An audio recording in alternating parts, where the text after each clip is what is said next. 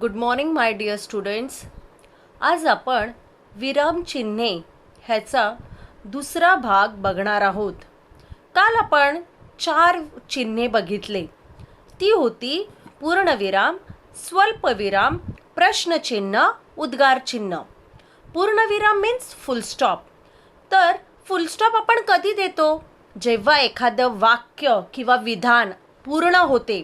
हे ज्या चिन्हाने दाखविण्यात येते त्याला पूर्णविराम असं म्हणतात.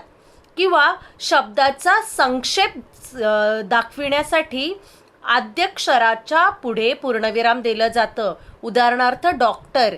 मग आपण डॉक्टर हा पूर्ण शब्द न लिहिता डॉ लिहितो आणि पूर्णविराम देतो. नंतर आपण स्वल्पविराम. स्वल्पविराम म्हणजे कॉमा.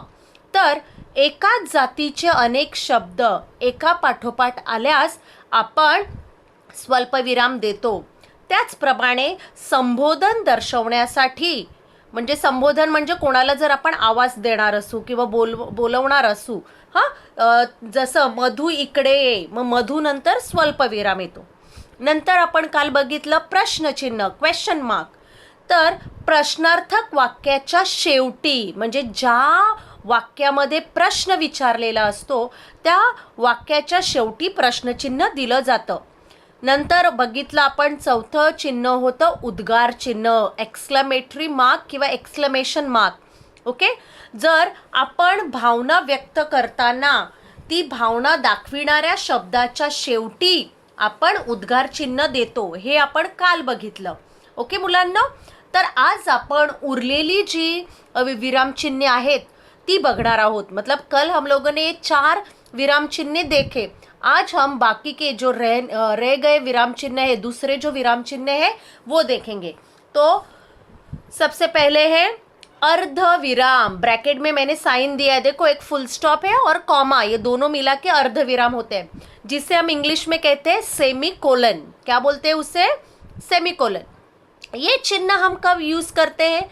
जेव्हा दोन लहान किंवा छोटी, लहान और छोटी एक ही मीनिंग आहे, वाक्ये उभयान्वयी अव्ययांनी जोडलेली असतात तेथे अर्धविराम चिन्ह वापरतात. मतलब देखो बच्चों, जहाँ पे 2 छोटे छोटे सेंटेंस, उभयान्वयी अव्यय मतलब कंजंक्शंस, ओके, जॉइंट करते जो, उनसे अगर वो जॉइंट रहते 2 सेंटेंस, तो वहाँ पे ये अर्धविराम चिन्ह हम यूज करते. जैसे उदाहरण आपको एग्जाम्पल दिया है, देखो.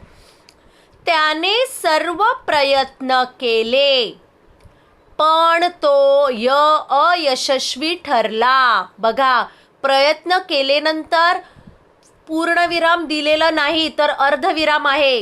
क्यों दिया है अर्धविराम? क्योंकि पण ये उभयान्वयी अव्यय है, कंजंक्शन है. तो अयशस्वी ठरला, ये दूसरा सेंटेंस है. मतलब 2 सेंटेंस को कंजंक्शन ने ज्वाइंट किया है. तो कंजंक्शन के पहले हम लोग पूर्णविराम न देते हुए अर्धविराम देते हैं. ओके.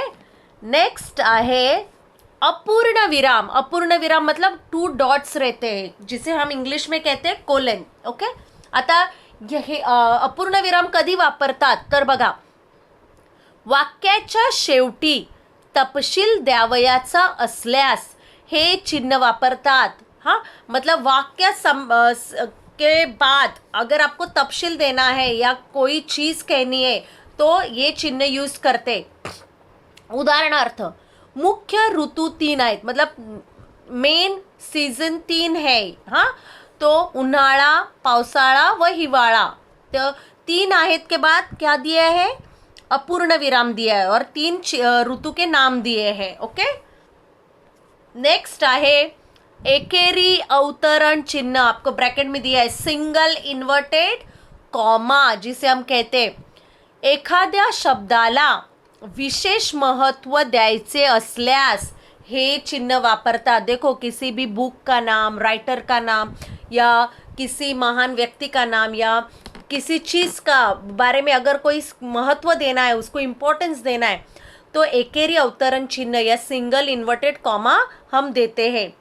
विद्यार्थ्यांनी, उदाहरणार्थ, विद्यार्थ्यांनी शिरवटकरांचे नटसम्राट हे नाटक बसवले. यहाँ पे नटसम्राट ये नाटक का नाम है, ड्रामा का नाम है, इसलिए उसको सिंगल इन्वर्टेड कॉमा में दिया है, क्योंकि उसको महत्व, वो इम्पॉर्टंट है, बहुत ज़रूरी है इसलिए. नेक्स्ट आहे दुहेरी अवतरण चिन्ह. दुहेरी म्हणजे डबल, हां, दोन. Double inverted comma. बोलणाऱ्याचे शब्द जसेच्या तसे दाखविण्यासाठी हे चिन्ह वापरतात. अगर कोई बोल रहा है तो उसके मुंह से निकले हुए शब्द हम लोग डबल इन्वर्टेड कॉमा में दिखाते. उदाहरणार्थ, राम म्हणाला, मी जातो. राम म्हणाला के बाद स्वल्पविराम आएगा, ये हमेशा याद रखो. अभी राम क्या म्हणाला या क्या बोला, तर मी जातो ये खुद राम ने बोला है, इसलिए वो डबल इन्वर्टेड कॉमा में आते. कोई भी डायलॉग जो रहते खुद के मुंह के, हाँ, निकले हुए डायलॉग, सेंटेंसेस, वो डबल इन्वर्टेड कॉमा में हम लोग लिख सकते हैं. ओके. नेक्स्ट आहे संयोग चिन्ह. संयोग चिन्ह ये छोटा सा डैश नहीं, डैश से भी कम रहता है, जिसे हम हाइफन बोलते हैं इंग्लिश में. बघा, संयोग चिन्ह अपसारण चिन्हापेक्षा लहान असते. अपसारण चिन्ह मैं आपको बाद में पढ़ाऊंगी, ये चिन्ह के बाद. हे विग्रह चिन्ह म्हणून ओळखले जाते दोन शब्द जोडताना. बघा, उदाहरणार्थ, लग्न सोहळा, तुलसी विवाह, ग्रह तारे, जो जॉइंट वर्ड्स आते वो संयोग चिन्ह से जॉइंट होते. हाँ, संयोग चिन्ह. तारीख, महीना, वर्ष दाखवणे. देखो, हम लोग डेट लिखते हैं, आपण जी तारीख लिहितो महिना आणि वर्ष दाखवण्यासाठी. उदाहरणार्थ, दिनांक 7/5/2020, हां, रोजी. म्हणजे 7 नंतर आपण काय दिलेलं आहे, डॅश नाही आहे, ये हायफन आहे, हां, आणि त्याला संयोग चिन्ह म्हणतात. पुढे अपसारण चिन्ह. अभी ये डॅश है. अपसारण चिन्ह मतलब क्या, डॅश. हे चिन्ह लांबीला संयोग चिन्हापेक्षा जास्त असते. हे चिन्ह लांबीला संयोग चिन्हापेक्षा जास्त असते. जास्त म्हणजे मोठे असते लांबीला.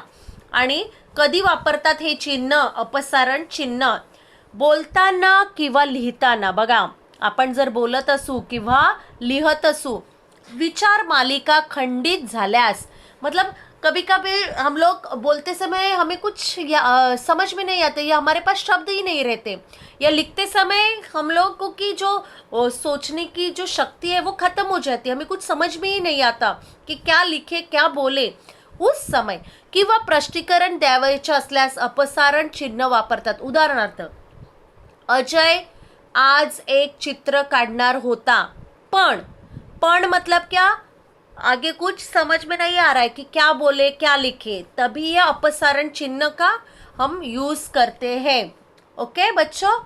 तर आज आपण कोणकोणती चिन्ह बघितली, अर्धविराम, अपूर्ण विराम, एकेरी अवतरण चिन्ह, दुहेरी अवतरण चिन्ह, संयोग चिन्ह, अपसारण चिन्ह. ओके.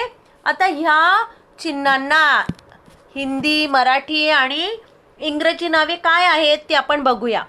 बघा, पूर्णविराम म्हणजे फुल स्टॉप, अर्धविराम म्हणजे सेमिकोलन, स्वल्पविराम म्हणजे कॉमा, अपूर्णविराम म्हणजे कोलन, प्रश्नचिन्ह म्हणजे क्वेश्चन मार्क, उद्गारवाचक चिन्ह किंवा उद्गार चिन्ह म्हणजे एक्सक्लेमेशन मार्क किंवा एक्सक्लेमेटरी मार्क, एकेरी अवतरण चिन्ह म्हणजे सिंगल क्वेश्चन भी बोलते या सिंगल इन्वर्टेड कॉमा भी बोलते.